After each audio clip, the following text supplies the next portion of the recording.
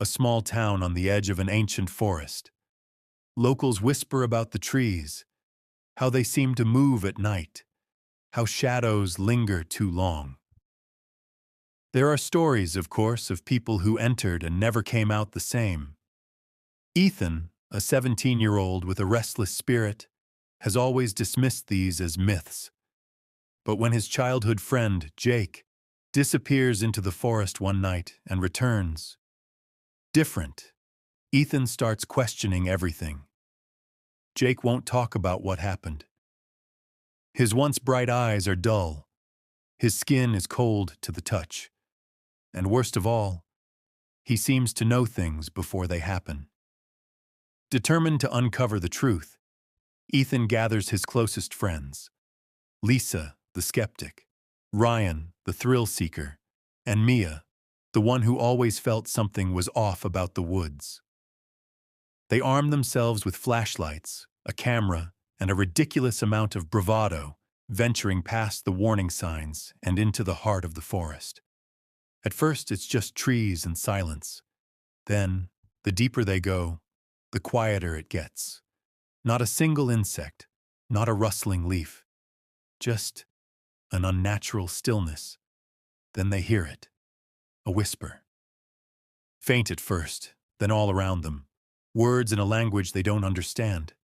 But the meaning? It's clear. Leave. Now, Ryan, always the fearless one, presses forward. That's when they see it. A figure in the distance, half hidden behind the trees. Too tall, too thin. Its limbs, not quite right. And its head. It's tilted at an impossible angle, watching them. Lisa swears she sees it blink. Sideways. Mia screams. They run. But the trees don't let them go so easily. The path they came from? Gone. The forest shifts around them, leading them deeper, trapping them. And Jake, who had refused to join them, his voice echoes through the trees, though he isn't there. You shouldn't have come. Panic sets in. The whispers turn into screams. Faces appear in the bark, eyes watching, mouths whispering things they shouldn't know. Then Ethan remembers something. His grandmother's stories. About a time when the forest wasn't cursed, when it was a guardian, not a predator. The curse came from betrayal, a sacrifice. Someone had wronged the forest, and now it took what it was owed. Lisa is the first to realize Jake was never meant to leave.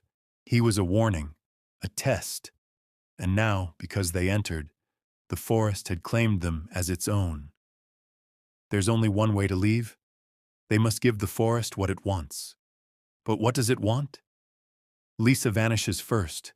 No sound, no struggle, just gone. Ryan loses himself. One moment, he's there. The next, he's part of the trees, his face merging with the bark, his screams muffled by the wood. Mia grabs Ethan's hand.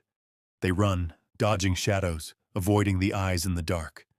The whispers grow louder. One must stay. They reach the forest's edge. The town lights are visible, but Ethan stops. Mia looks back. Jake is standing there, watching them. And Ethan understands.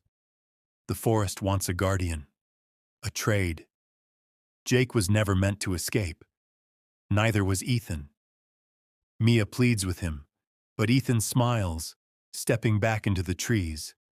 As Mia stumbles out of the forest, gasping for breath, she hears it, Ethan's voice blending with the whispers.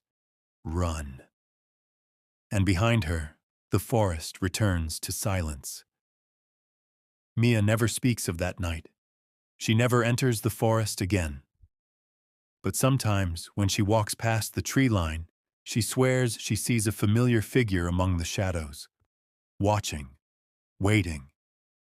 And when new kids dare each other to go in, she only whispers one thing. The forest always takes its due.